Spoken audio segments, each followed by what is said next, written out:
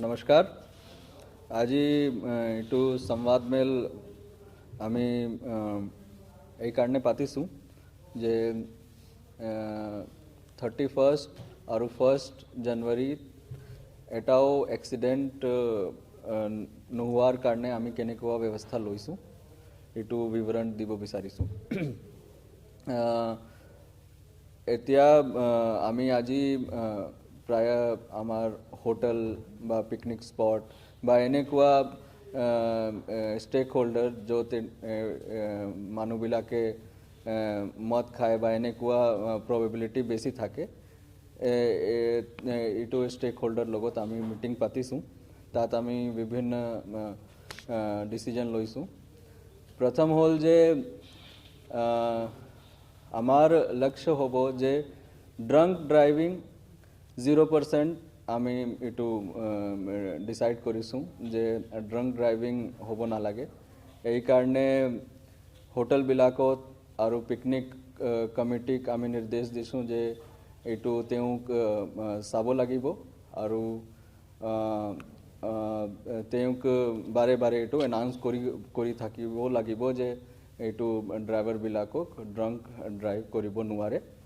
আৰু আমি এই কাৰণে আমি বিভিন্ন এনফোৰ্সমেন্ট স্টেপস এতিয়া আৰম্ভ কৰি দিছোঁ। প্ৰথম হ'ল যে আমাৰ যিমান পিকনিক স্পট আছে বা যিমান হোটেল বিলাক আছে তাত আমি নাকা চেকিং আৰু ম্যাজিস্ট্ৰেট ডিটেইল কৰি পেলাই ডিটিও আৰু এক্সাইজ টিম বনাই দিছোঁ। এইটো চেকিং কৰি থাকিব আৰু যিমান পিকনিক স্পট আছে তেওঁক এটা নিৰ্দিষ্ট সময় মতে এইটো বন্ধ কৰিব লাগিব। আজি আমি ডিসাইড কৰিছোঁ যে আবেলি 5টা পৰা পাছত পিকনিক স্পট বন্ধ কৰিব লাগিব। মই আশা ৰাখিছোঁ যে আপুনি এইটো ওয়াইড স্প্ৰেড এইটো পাব্লিসিটি কৰিব এইটো সন্দৰ্ভত। আৰু যেনে আমাৰ কিছুমান পিকনিক স্পটস আছে তাত এতিয়াও ওয়াটাৰ বডি আছে, তাত ড্ৰাউনিং ডেথ হ'ব পাৰে। এনেকুৱা ঠাইত আমি SDRF টিম বিলাক ডিটেইল কৰিম তাকি এইটো প্ৰিভেন্ট কৰিবৰ কাৰণে।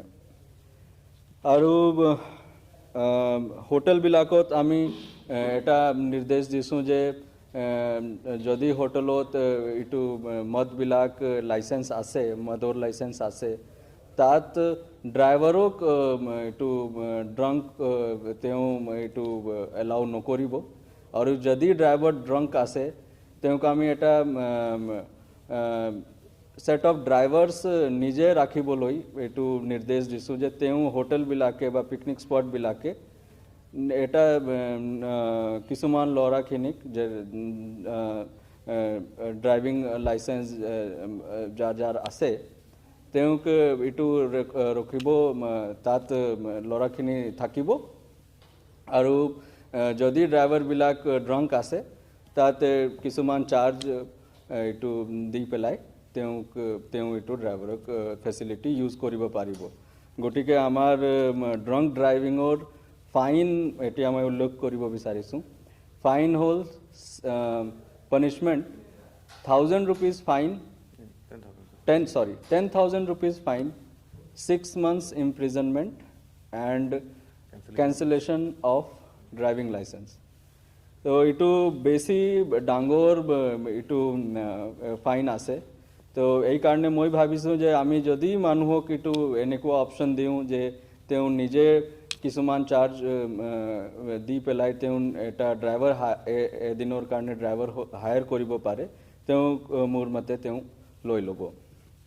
ইয়াৰ পিছত আমি টু হুইলাৰ্স কাৰণে আমি ড্ৰাইভাৰ আৰু পিলিয়ন ৰাইডাৰ দুজনকে আমি হেলমেট চেকিং কৰিম।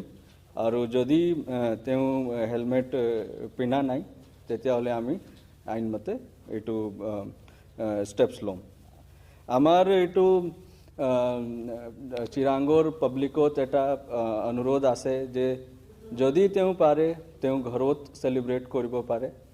যদি তেওঁ বাহিৰত সেলিব্ৰেট কৰিব বিচাৰিছে তেতিয়াহ'লে ড্ৰাইভাৰ্ছক ড্ৰাংক হ'ব নিদিয়ে। আৰু আমি প্ৰশাসন, পুলিচ, DTO, এক্সাইজৰ পৰা আমি ৰেডি আছোঁ। আমি আমাৰ দুটা সাব ডিভিজনত এটা ব্ৰেথ এনালাইজাৰ মেচিনো আছে, আমি ইয়াৰ ইউজ কৰিব আৰম্ভ কৰি দিছোঁ। DTO ফালৰ পৰা আমি বিভিন্ন ধৰণৰ আৱেৰনেছ প্ৰগ্ৰাম লৈছোঁ আৰু পিকনিক স্পটত আমি এনেকুৱা বেনাৰখিনি এতিয়া লগাই দিছোঁ যে ড্ৰাংক ড্ৰাইভিং কৰিব নোৱাৰে আৰু এনেকুৱা হেলমেট পিন্ধিব লাগে, ছিট বেল্ট পিন্ধিব লাগে।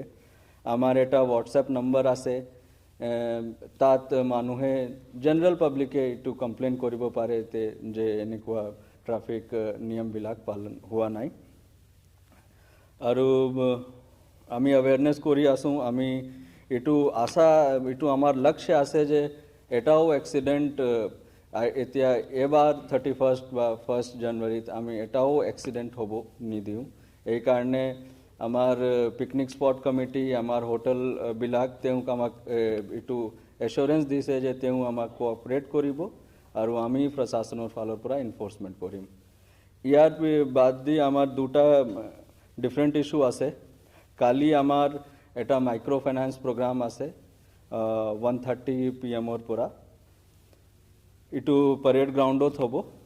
আৰু অহা মাহত আমি নেশ্যনেল ভোটাৰ্ছ ডে 25 জানুৱাৰীক আমি চেলিব্ৰেট কৰিম।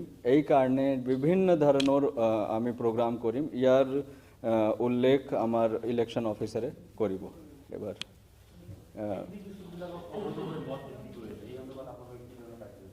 পিকনিক স্পট মদ বিক্ৰী কৰিব নোৱাৰে আৰু আমি এইটো এক্সাইজক কৈছোঁ যে এনেকুৱা যদি আছে তেওঁক ৰেড কৰি পেলাই তেওঁ এইটো বন্ধ কৰিব পাৰে। ইনফেক্ট আমি পুলিচ এতিয়া বিভিন্ন ধাবাবিলাকত এতিয়া এইটো ৰেডবিলাক কৰিছে আৰু এনেকুৱা যদি উইদাউট লাইচেন্স তেওঁ মদ বিক্ৰী কৰিছে তেওঁৰ বিৰুদ্ধে ষ্টেপ লৈছে।